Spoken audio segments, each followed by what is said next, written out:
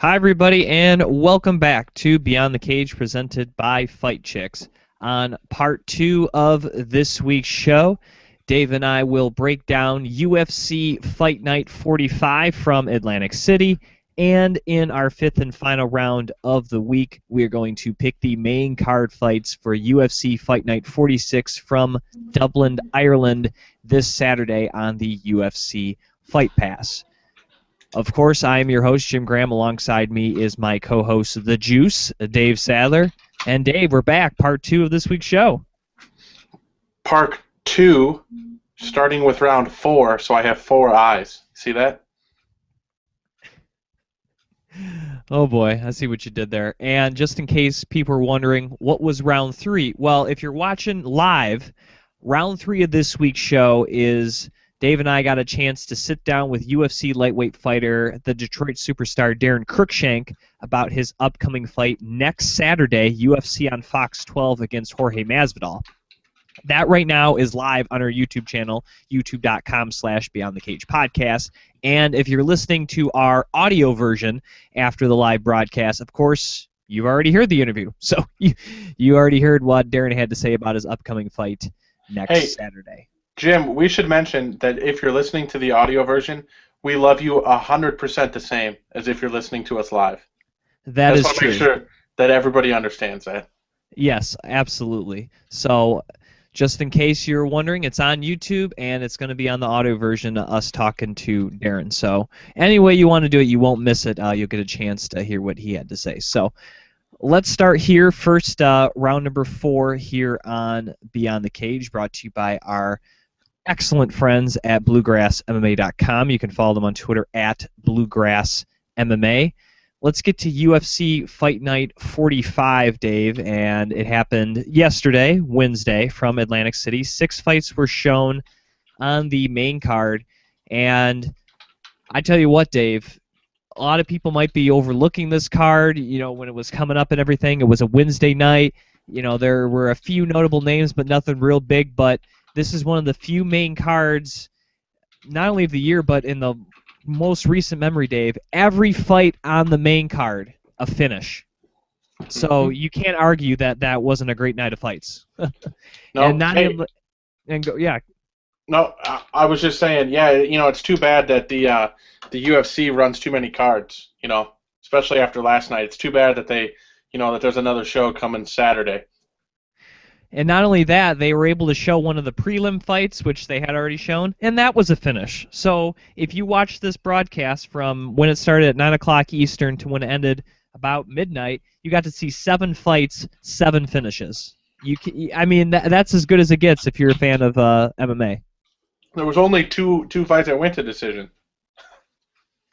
And they were, well, one was the first fight of the night, and the other one, I guess what you would have called the main event of the prelims, which arguably are maybe the 2 veterans of the sport in T-Bow and Healy.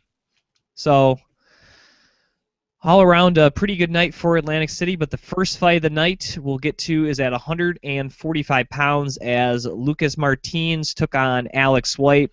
Looking at this fight, Dave, in the first round, we thought Alex White, to be successful in this fight, he'd have to avoid the pocket and try to avoid those power shots by Martins. Well, in the first round, Dave, I think Alex was a little too excited. He was trying to get in there quick, you know, throw some power punches, and I think he got caught with a lot of powerful shots. He kind of came in close a lot of times. He got clipped several times.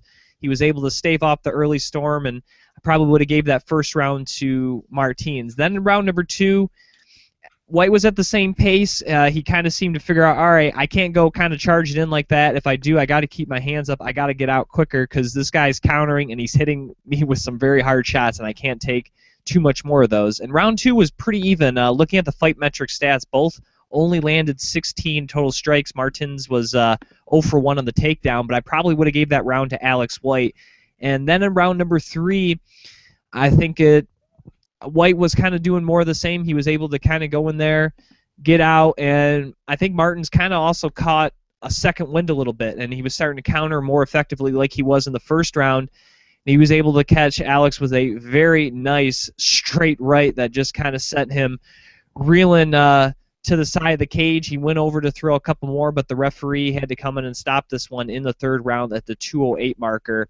And looking at this fight, Dave, I think this was a lesson for the young man, Alex White, that you're a tough guy. You are a hard guy to finish, but if you go in there and leave big wide openings in the pocket against some of these guys at 145, you can get knocked out. And Martins is a guy that can do that, and that's what he did. Yeah, I think right now everybody in Alex White's camp is probably stinging because it's the first time they've ever seen this young man lose. But, they say that you learn a lot in your losses, and this kid has never tasted defeat, and I'm sure that it doesn't taste good at all. And I feel very bad for whatever featherweight they throw at Alex White after this. But let's give Martins a little bit of credit as well, because nobody in boxing, amateur MMA, professional MMA has been able to finish this young man. But not only was he able to win the fight, he was able to finish.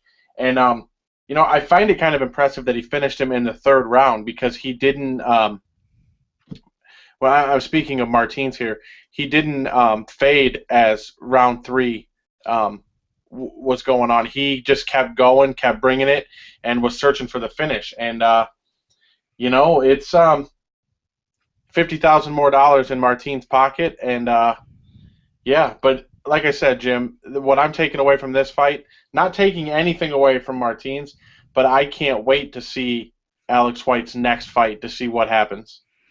And in the process, you got it, like you said, you got to credit Martins. He stuck to his game plan. He stuck to his guns. And it looks like, Dave, he finally found a weight class. This was his 4th fight in the UFC and his 3rd different weight class. And, he beat a guy, like you said, hasn't been beaten before in any type of martial arts and MMA ring, and he was able to finish him. So I think Martins is a guy that, he still obviously has to work on conditioning, because there are some guys that could have taken advantage of this kind of lackadaisical second round, but definitely a guy that I think, maybe he can do some things now that seems like he found a weight class. Looking at the next fight of the evening, it was at 125 pounds as John Lineker took on Altekin Oskilic. And in this fight, Dave, not only did John Lineker mate weight, but his cardio, absolutely, his cardio was on point, and his striking was on point, and he pretty much just dominated Oskilic from start to finish, outstriking him 134-94. He was also 2 of 2 on takedowns, whereas Oskilic was just 1 of 4. And the first round was pretty even. You saw both had 25 total strikes. Then Lineker outstruck Oskilic 39-32, and where you really saw the big disparity, Dave, was in that third round, as Oskilic, you could just tell the bombs he was taking, not just to the head, but to the body, I think finally just started to wear on him as he got outstruck 70-37 in that third frame before finally kind of not only getting hit with some hard bombs, but I think part by exhaustion, and the referee had to stop this one at the 4:51 marker just seconds before the third round expired. And there did Lineker leave some openings? Would a guy maybe a little more tighter in technique have taken advantage of it? Yeah, but you got to like the fact that his output never wavered. He was still throwing bombs, not only from the first minute to the last minute. He was stopping the takedown. We've seen John Lineker get quick finishes, Dave, but I think just from start to finish, the whole weight thing, the cardio, the output, I think this was the most complete performance we've seen from John Lineker in the octagon. And I don't know if his next fight is a title shot, maybe a #1 contender shot, but he looks a lot better now as a viable title challenger than he did even when he was knocking out guys in the first round. I think this was a complete performance by him, and he beat a tough guy in Oskilic and finished him. People should go back and listen to the first part when I said that maybe after this victory, #1 contender or title shot. But anyway, Lineker looked good. I think what I said in the preview, Jim, was 100% what happened. He came in there, he made weight with not one issue. He went in there, he did work, he looked very good in the fight. I didn't think that his cardio was came into question at all, But if Lineker can continue to do that, he'll be right up there with Demetrius Mighty Mouse Johnson, main eventing a Fox card very soon. Hey, Jim, before you move on, you should move your camera slightly. We only are seeing like a third of your face. A third of my face? Or move in front of the camera. There you go. All right, yeah. And also, John friend, Lineker, that was his first win in the U.S. ever. Yeah, that's I don't think people put much stock into that, Jim. That he finally came to the U.S., was victorious. There's a difference when you're fighting in your homeland over and over and over and over and over again. You're always in your same comfort zone. So to come over here, to still be able to make weight, having to go to the grocery store, buy food here, there's a lot of variables. And all in all, yeah, good for John Lineker. The next fight of the evening was at 155 pounds as Joe Proctor took on Justice Salas. And just as I thought, Dave, I thought we would see both guys standing up, looking to scrap, and throwing bombs. And that's what we saw here in this fight that ended up going into the second round. And the first round, Salas definitely tagged Proctor early, I believe, with a big left. And then Proctor started to kind of figure out that Salas was doing a great job of jumping in and getting out, and he had to go in there and counter, and I think he was able to counter a little bit, finished the first round pretty strong, but I think I would have gave the round overall to Salas, who ended up outstriking Proctor in that round 15-10.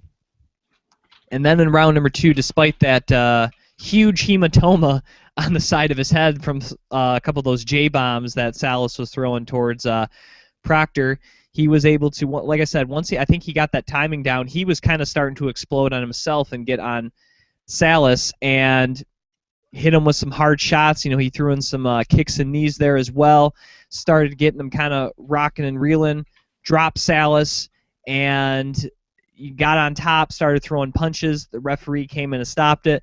Maybe it was a tad quick, but Salas was definitely hurt. You could tell he was turtling up. And the referee saw that and decided to stop it at 3:27 in the second round. And for a man that had a pretty long layoff, like we said in the breakdown coming into this fight, Dave, he looked in great shape. It took him a second there, but he was able to, I think, fight a little adversity, come back, and beat a very tough competitor in Justin Salas. Yeah, this is definitely a huge victory for Proctor. Salas is not an easy guy to put away. He was able to put him away. Much like you, I would have scored the first round for Justin Salas as well. But, hey, win and run round isn't going to win you fights in the UFC. Proctor came out, did very well in the second round. And like you said, regardless of how long the layoff was, Proctor came out. And that's 2 in a row now. And, yeah, just keep moving on up the rankings for Mr. Proctor. So what did you think of the stoppage? Did you think it was a tad quick? Do you think it was okay? I wasn't too mad with it. I mean, I always think once a guy kind of turtles up, that's always not a good sign to do, because the referee thinks, all right, you're kind of giving up. And Salas did turtle up. He can't. It's right there on the video. He can't deny that he did that. It's only when the referee came in did you see him stop turtling up and pop up. Yeah, I don't think. I'm not going to complain about the stoppage. In my heart, I was like, oh, it's an early stoppage, just because I was, I wanted Salas to come out victorious. But at that moment, that's a real hard. That's a hard stoppage to argue. So no, I thought it was well. It was a well stop. You know what I mean? I thought the stoppage was a good call. But hey. Real quick, before we get out of that little thing there, Anik came in the ring afterwards, and he brought up a pretty good point. That live season of The Ultimate Fighter, are they killing it in the UFC or what? They've been doing pretty good. I mean, we just talked to Darren. We know Darren has four or five wins in the UFC. Joe Proctor just got a win. Michael Chiesa is fresh off a win. Iaquinta has several wins. Miles Jury Miles Jury was on that season. He's undefeated in the UFC. Yeah, Sam Cecilia's in there. And then I feel like I'm No, missing somebody. no. I'll read you the people who made it in the house real quick. Proctor, Tickle, Crookshank, Vic, Chiesa, Jeremy Larson, Cristiano Marcelo, Justin Lawrence, Chris Saunders, Sam Cecilia, John Coffer, Vince Peichel, Al Iaquinta, Miles Jury, Andy Ogle, and Mike Rio. Yeah, Mike Rio, I think, is still in and so is Vince Peichel. I don't think Ogle got cut yet, but he's still in the. I mean, most of those guys are still in the UFC. And Justin Lawrence, I think he's gonna make a comeback. I mean, we've seen him fight in RFA a couple times at 145. He's looked really good. I think Justin Lawrence will be back in the UFC. So I mean, yeah, that was a really good. I think part of the reason too, they were on twice as long as any other cast. So they got twice the training, and experience exposure against two great coaches in Dominic Cruz and Uriah Faber. Yeah, that's an excellent. It's not, you know what I mean? Yeah, that's an excellent point. They weren't, everything wasn't condensed. They had to do the full with TV and the whole 9 yards. So yeah, real quick, for some reason that season's been back on Fox Sports 2. Remember, you said Justin Lawrence is probably on his way back. You remember when he was on the show, he had just turned 21. So the youngest guy, he'd only had 3 professional fights. So I know we're off on a tangent, and it's a live show, so we can do that. And I have a crown on my head. Yeah, Justin Lawrence will be back, I bet, just like you said. Well, the next fight of the evening was at 170 pounds as Rick Story took on Leonardo Mafra, also known as Leonardo Teixeira. And early on, Dave, Rick Story was, he was throwing bombs, but so was Mafra. And it looked for a second there, it's like, oh no, maybe Rick Story's going to get caught up in a brawl and play into Mafra's game, which is clearly the stand-up game. And yeah, I'm sure if Story, wanted to go out there and stand and bang for 15 minutes, I bet he could beat Mafra. But at the same time, that's Mafra's best chance of winning this fight. And after that early kind of rush, I think, believe it or not, Story got hurt a little bit, which is hard to do to Rick Story. He's a very tough guy. And then he went right into wrestling mode and just dominated Mafra for the rest of that first round as he was able to, I think, land 2 takedowns in the first round, 3 of 4 overall for Rick Story, and he outstruck Mafra 16-3 in the first round. And then the second round, got that early takedown once again, was able to get on top. This time he was able to keep the good position. He kind of lost mount and back mount a couple times in that fight, in the first round, that is. Mafra did a good job of getting out, but in the second round, didn't allow Mafra to get out.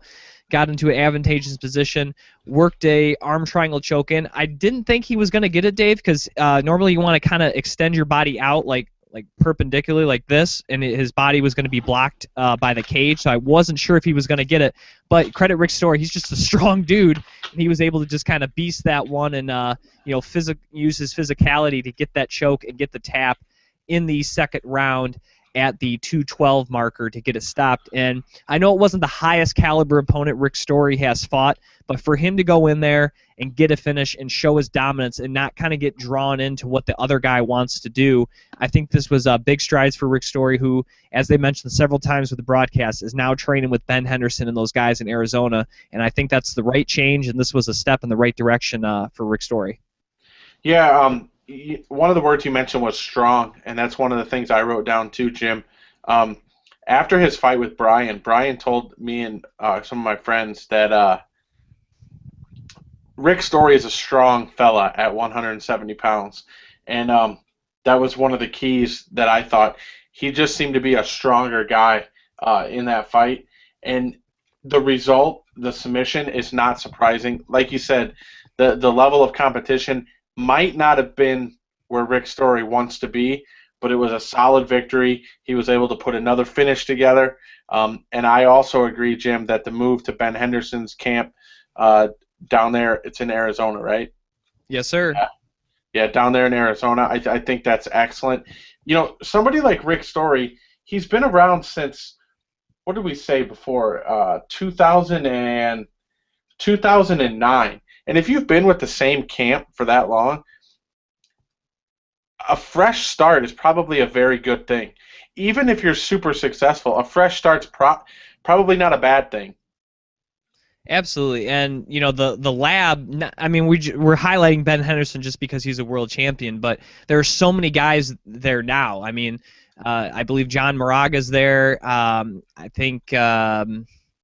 Boy, I'm missing something. There's a lot of guys there. I know there's a lot of guys there at the MMA lab there in Arizona, but those are probably Ben Henderson's the most notable guy. He was in his corner on that night, and John Crouch is the head coach. So definitely a good change of pace, and I think he's with guys who have been to the top of the sport, and I always think that helps. Even like you said, you got a great camp and everything, but if you can kind of pick some people's brains that have been to the top, like a Ben Henderson, who kind of has a somewhat in terms of being very strong physical wrestling background, kind of a similar background as Rick Story, I think that can definitely help him, and we'll see where he goes on from here. I'm looking since we're live, I'm looking at the MMA Lab fight team here, just to here's the professionals. Ooh, Jamie Varner. Let me see here. Jamie Varner, Efren Escudero, Joe Riggs, Ben Henderson, John Tuck, John Moraga, and those are all the names I know. So there you go. The juice coming through with all the information. All right, our co-main event of the evening was at 155 pounds as Evan Dunham took on Edson Barbosa. And Dave, despite this fight only lasting one round, it was actually quite pedestrian, to be quite honest. Both guys were kind of feeling each other out. Barbosa wasn't doing anything really super crazy. We saw Dunham. He officially got credited with one takedown, so he wasn't pushing the grappling game that much, getting in Barbosa's face, which you and I thought was probably the strategy, to get in there, get in close, and try to tie him up, not do things at range. And I know it was the first round, you were kind of feeling him out, but when you're at range with this guy, he has a chance to knock you out with something. In this case, it was just a huge body kick, and that just kind of crumpled Mr. Dunham, and Barbosa came in for the kill. Keith Peterson came in and stopped this one at the 306 marker, and even after the fight, even though Dunham was walking around, you could tell he was visibly hurt by that body kick. And when you see the kick that did it, it looked like Barbosa got him with his toe. Like it wasn't like a full shin on the liver. So a little surprising, but that just shows you how much force Edson Barbosa can kick with that. He can take what looks to be just hitting you with his foot in the stomach, and he gets a knockout victory. Very nice bounce-back win for Barbosa after his last fight against the Cowboy. Yeah, very, very good win for Barbosa. Him and Lima in Bellator are two people that if they kicked each other, the world would probably end, because those two dudes are brutal. Good Lord. But, yeah, Evan Dunham, they mentioned it on the broadcast. He used to be thought of as a title contender at 155 pounds. I don't think that is the case any longer, but this is still, after coming off the loss to the Cowboy and now getting this fight, this is a solid victory over a name opponent. And if they were to throw him back with somebody the likes of the Cowboy, people can get behind it, because that was a devastating finish. Absolutely, and like you said, for Evan Dunham, he may be on his way out, as he now drops, I believe, 3 in a row and is now just 7-6 in the UFC. So there could be a very real chance that he is let go here soon. We wish you the best in your future endeavors. Speaking of the Cowboy, he was in the main event of the evening against Jim Miller at 155 pounds. And look at this fight, Dave. You and I both thought the Cowboy could keep this thing on the feet and keep it in his domain in the stand department, where not only just I think is he a better striker, but a big height and reach advantage over Jim Miller. And once Miller was 1 of 6 on takedown attempts for this fight, and realistically the one takedown barely even lasted a minute in terms of total ground control, as Cerrone was able to pop back up. This was Cerrone's fight. He was using his Muay Thai to perfection, and the blows that were really hurting him were simply push kicks right to the body. And there was a quick little brief moment, I think in the second round, where the referee came in and he thought it was a low blow. Looking at that particular shot, Dave, it looked like it hit the stomach. It did not look to me like it was an illegal blow. Regardless, though, you could tell from that moment on that Miller was not feeling too good, and Cerrone kept on attacking the body, not with just the push kicks, but with regular leg kicks. And I was watching it with some friends, and I was like, man, if he could go up high, I bet he could get a knockout. And that's exactly what Cerrone did. He kind of bided his time.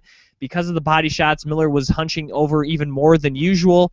He went up high with the right head kick. Boom, lights out. That was all she wrote.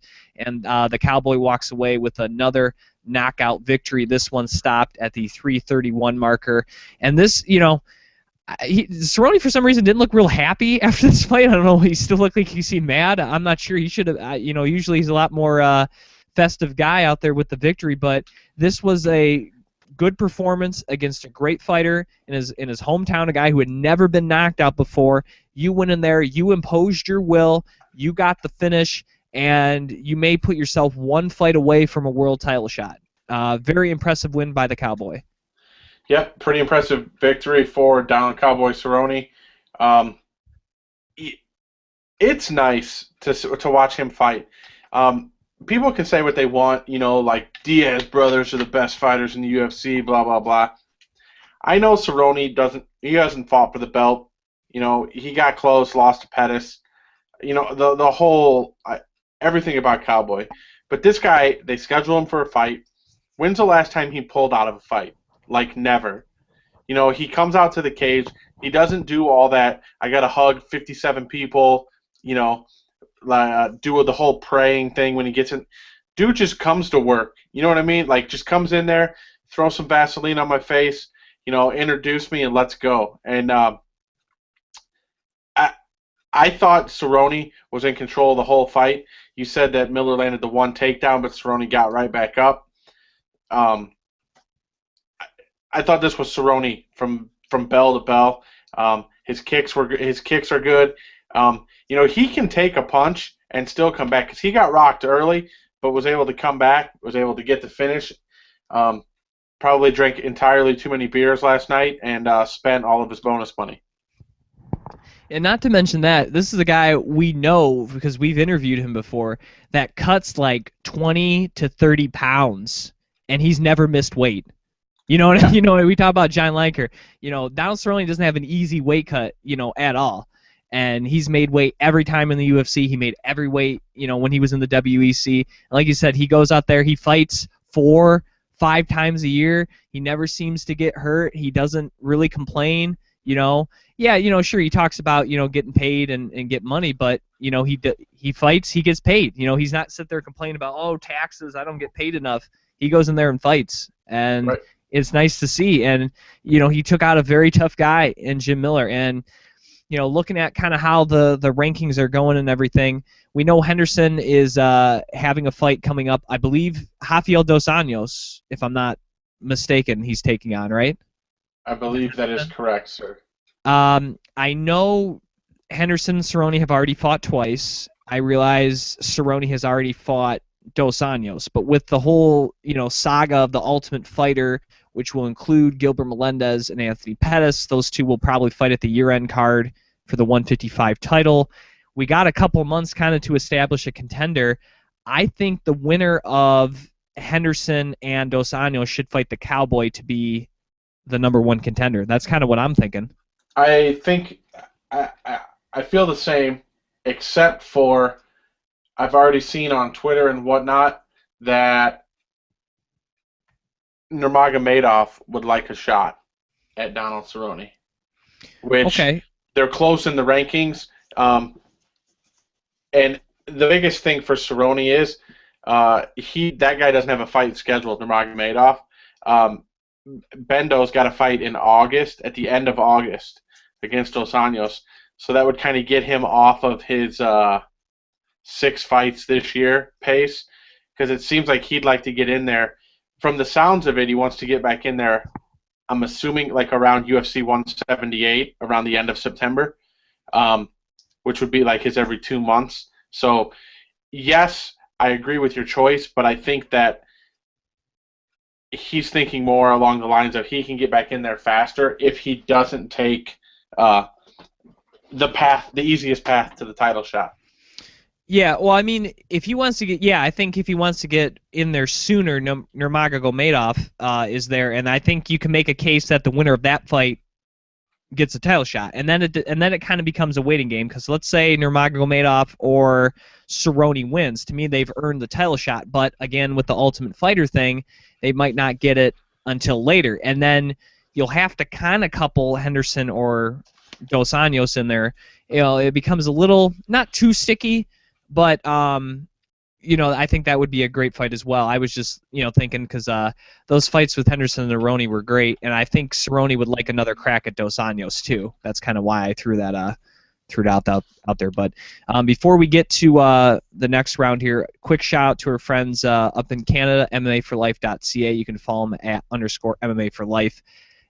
They sponsored our Darren Cruikshank round 3. So I just wanted to throw it out there because you wouldn't hear it during the live show, so wanted to throw it out there.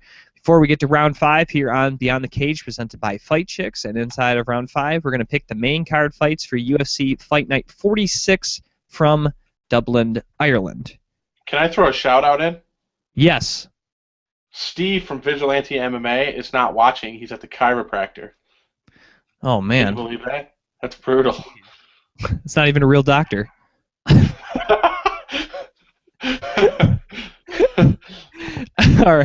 All right. Round number 5 is brought to you by our friends at TopRatedMMA.com. Check out and please buy some of their gear at TopRatedMMA.com. All right. Fight Night 46, Dublin, Ireland. 4 fights will be shown on the main card. The first one of the evening will place Tough Smash's winner Norman Park as he faces Naoyuki Katani in his return to the UFC. Looking at Norman Park, he will be fighting pretty much in his home country, as he is from Northern Ireland. 19-2-1 in his career, and that one being that draw came in his last fight against Leonardo Santos at UFC Fight Night Shogun versus Henderson 2. Overall, he is undefeated in the UFC at 3-0 with that one draw. And looking at his record, he has not lost since 2010.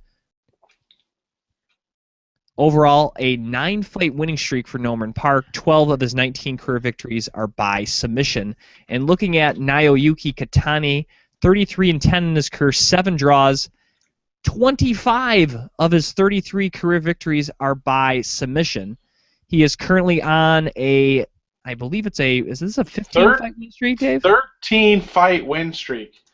Right, 13-fight win streak. Has not lost since 2010, much like Park, and that was to Jorge Masvidal, believe it or not.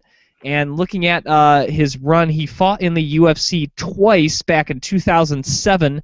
He lost to Thiago Tavares and Dennis Seaver. So really in the last 7 years, Dave, he kind of had a rough start of things once he left the UFC. But yeah, since September of 2010, has looked awfully impressive, has gotten a lot of finished victories.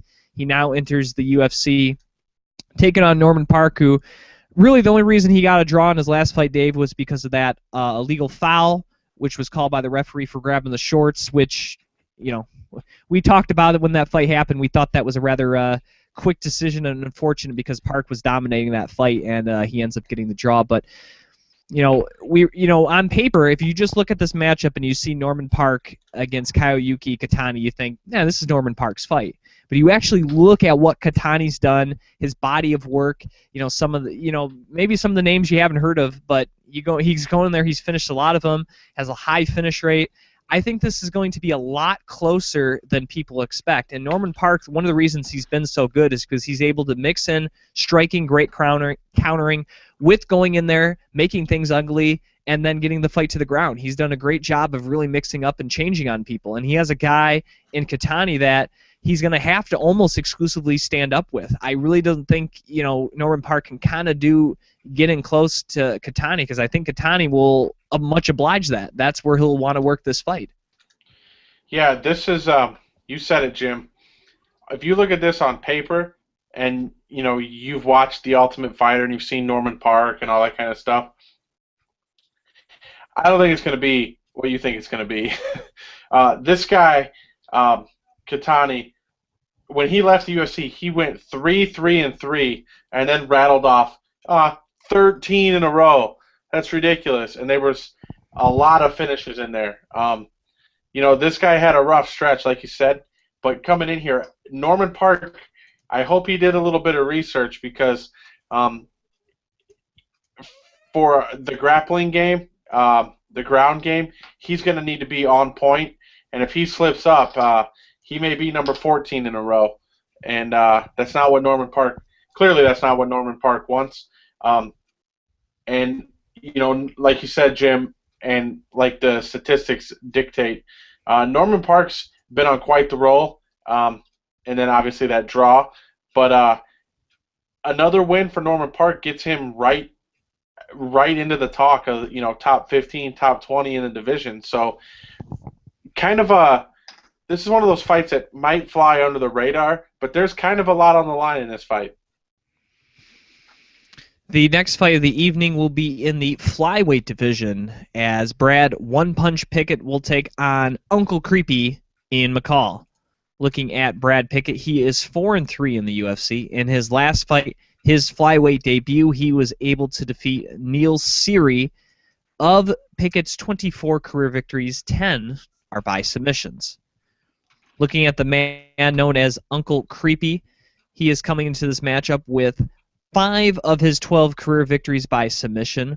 Overall, in the UFC, he is 1-2 with a draw. His last fight was actually his first ever UFC victory, as he was able to beat Alardi Santos, but that was all the way back in August of last year at UFC 163. So it's been a while since we've seen Uncle Creepy Dave. Not quite a year, but it definitely has been a while. And very tough test taking on Brad Pickett, who, yeah, he got the victory in his flyweight debut, Dave, but to be honest, didn't look quite the same. You could definitely tell the weight cut, he's not used to cutting that much weight, I think did affect him a little bit. The power was there, but I think the output that we're normally used to seeing Brad Pickett have in the striking game, wasn't there, and we see Pickett rely more on his wrestling. And that's not a bad thing by any means, but it was definitely something that kind of caught us by surprise. And Neil Seery, I tell you what, tough guy and definitely a guy I think to look out for if he gets another shot in the UFC. But going up against Uncle Creepy, I think if the output's not there striking-wise, it's going to be a harder challenge for Pickett to try to get this to the ground than it was against Neil Seery. He was clearly a stand-up guy. McCall's a very solid wrestler. He's a very tough guy to keep down and stay down, even though he has the layoff striking. I would say maybe Pickett's maybe has a little more power. I think McCall maybe is a tad more technical. But this is a very, I think, big matchup for the flyweight division. If McCall wins, I don't think he gets another shot at Mighty Mouse. But to be honest, I think if Pickett wins and he beats Ian McCall, Pickett could get himself a title shot because the last man to beat Demetrius Mighty Mouse Johnson, other than Dominic Cruz, was Brad Pickett. So that always plays very well, if you have a win over a guy who's the champion. So if Pickett wins, unless Pickett looks kind of bad like he did in his last fight, Dave, I think with the win, Pickett could get a shot at the title. Right. Brad Pickett does have the one-punch power. The only problem that I see is Ian McCall has had 17. This is his 18th fight. Never been knocked out. So, yeah, he's got the power. Is he going to be able to drop Ian McCall? I don't know. You also hit on the point that in Pickett's last fight, his output wasn't there. If he doesn't throw punches at Ian McCall, I think Ian McCall has a field day with Brad Pickett with takedowns and ground and pound and whatever he feels like doing. So I know we're going to do picks, but I think that if Brad Pickett can dictate, his if Brad Pickett can use his striking the way that he wants to use it, the way that he can use it, I think the chances of him winning increase tenfold. If not, I think it's Ian McCall all day long.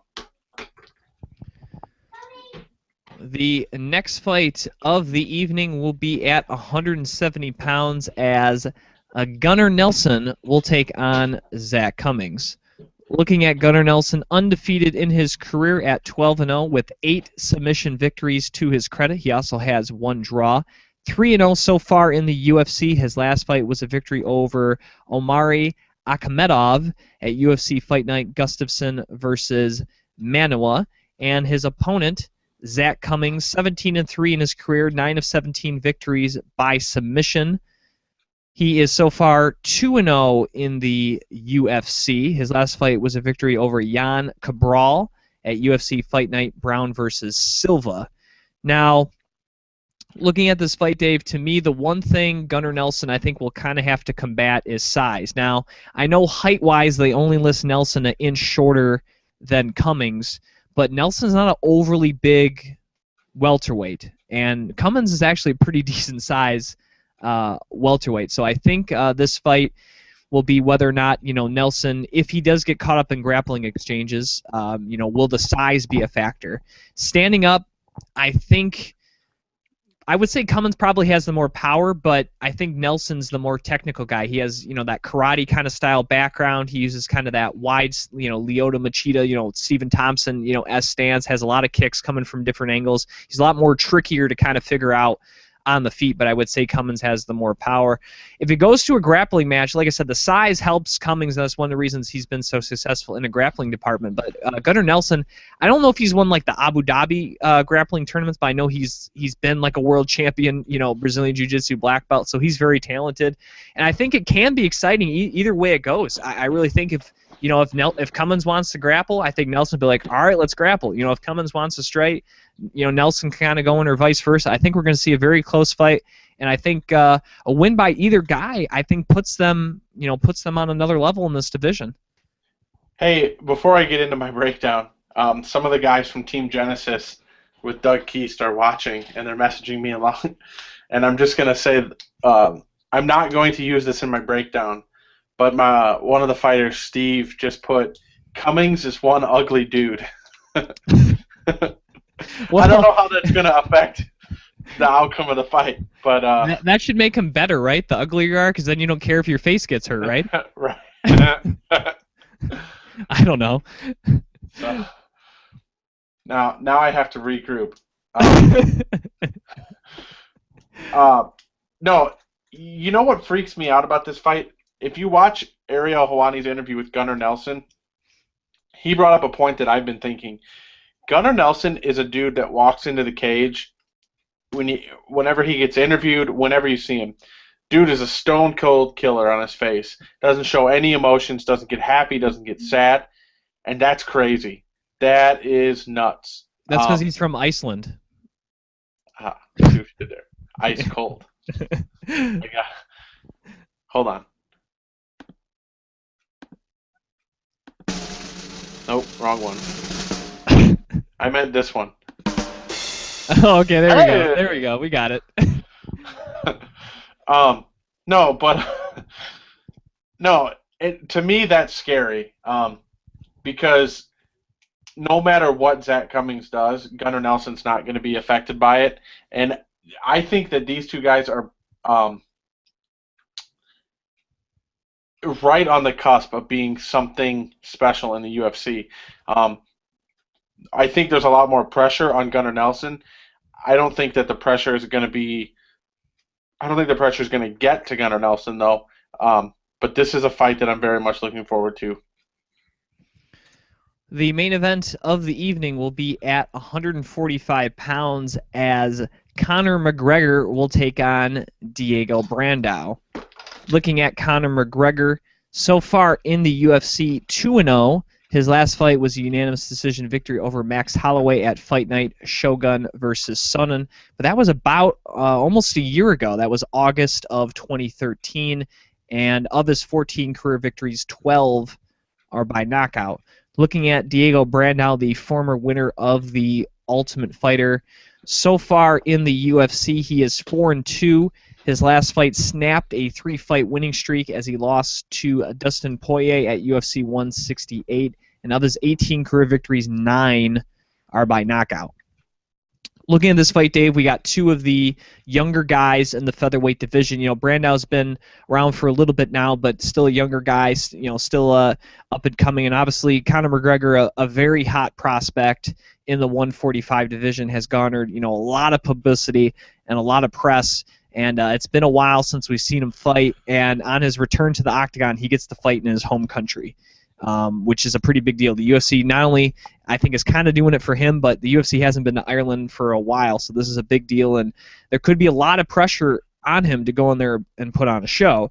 And when you're taking on a guy like Diego Brandao, you got to get out of the pocket, because if you stay in the pocket with Brandao, you're going to get hit, and you have a very real chance to get knocked out. Brandao has some of the best knockout power in this division. And for McGregor, who, from what we've seen so far in the UFC, Dave, he's done a very good job of getting in and out of the pocket, using leg kicks, and using nice counter punches. And he has to stick to that game plan. He cannot get caught up in a brawl with Diego Brandao. And also he has to move in and out, because every once in a while, Brandao will sneak a takedown in there. And when he gets on top, he is vicious. I mean, he's not just throwing punches, he's throwing elbows. And McGregor definitely does not want Diego Brandao on top of him. So for Brandao, you want to try to make this a brawl. If you can get in close, land your power punches, try to tie up McGregor. If you're McGregor, you want to be on the outside, using leg kicks, getting in and out, and making Brandao frustrated with your hand speed and movement. Wouldn't it be awesome? Remember how in Tahuna's last fight they let him come out with the Warriors? Remember that? Yeah, that was awesome. Yeah. Wouldn't it be great if they let McGregor do something in his hometown, but then just to one up them, if Diego walked out with Dora, wouldn't that be hilarious? Wouldn't that be awesome? Oh man.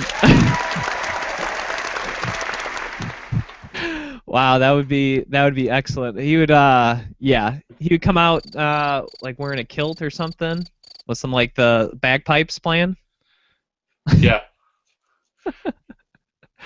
Oh man. All right, what were your thoughts on this fight, Dave? As you're stalling me out here with these crickets. I just the fact that we can do stuff like this is amazing. There's a lot of pressure on Conor McGregor in this fight. You've talked the talk, and now it's really time to walk the walk.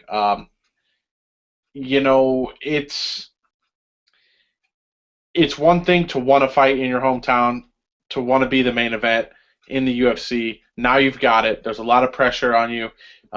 He says he's going to be the champ by the end of the year. I still think he's 2 or 3 fights away. I think he's very talented, don't get me wrong. But Brandao is the wrong guy to sleep on. You made some very excellent points that McGregor needs to get in and out. He cannot get taken down because Brandao sticks to you like glue, and he'll absolutely destroy you on the ground. But if McGregor can stay mobile and avoid the big power punches, he'll be all right. If he can't, it's gonna be a real long night in Ireland. With that said, Dave, let's get to some picks.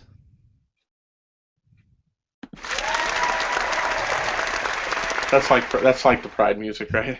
You got that drum roll one too, right? Oh yeah. We'll use that for the main event one. All right. Our first fight of the evening, 155 pounds, Norman Park against Kayuki Katani. Oh man, I think this is going to be a close fight. I really do want to pick Katani. I think it's going to be closer than people think, but I'm going to stick with my guns, and I'm going to go with Norman Park here. No, sir, not me. I'm going the other direction, Katani. All right, at 125 pounds, Brad Pickett against Ian McCall. Another close fight, a really big fight in the flyweight division. I'm going to go with Brad Pickett in this one. Long layoff for Ian McCall. He's had a lot of injuries. And no easy fight in his return. I think Pickett's going to have a better performance in the second fight at 125. Yeah, I'm going to go with Brad Pickett as well. At 170, Gunnar Nelson against Zach Cummings. I think this is going to be a close fight. But so far no one's really he's been able to touch the man from Iceland. So give me Gunnar Nelson to win this one. Yeah, I'm going to take Stone Cold Steve Gunnar Nelson. Main event of the evening, Conor McGregor against Diego Brandao. We should see a fun fight. I think we're going to see an exciting fight. The winner kind of puts himself as the next big thing in this division, I think. And I know it's a long layoff, but I'm going to go with Conor McGregor to win in his home country in this one. I'm gonna wait.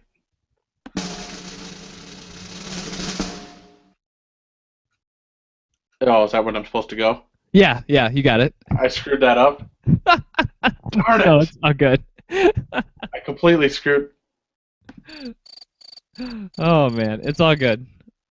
Um, I, I'm really gonna. I'm back and forth. I'm gonna go with Conor McGregor, but if Diego Brandao walks out victorious, I am not gonna be shocked in the least bit.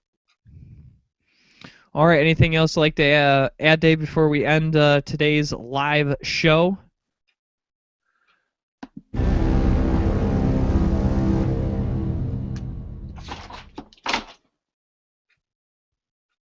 Oh yeah. Oh man. That's about all I got. When you played that, I thought you were gonna say "coming this summer." Start a movie trailer. That's how every big action movie starts, with the big foghorn there. Anyways, he's Dave Sadler. Follow him on Twitter at VigilanteJuice. I'm Jim Graham. Follow me on Twitter at Jim Graham. Everyone enjoyed the fights this weekend, and thanks for listening. Of course, again, if you're listening to auto version, I hope you enjoyed Darren Cruikshank's interview. If you're watching live, right after this, go check out his interview, Beyond the Cage podcast on YouTube, youtube.com/Beyond the Cage podcast. And, of course, like us on Facebook, Facebook.com/Beyond the Cage podcast. We're on iTunes. We're on Stitcher. Our friends at MMA Signatures, thank you to them. And, of course, our presenting sponsor of Fight Chicks. So, for Dave Sadler, that man over there. That's me. Just having a little cake.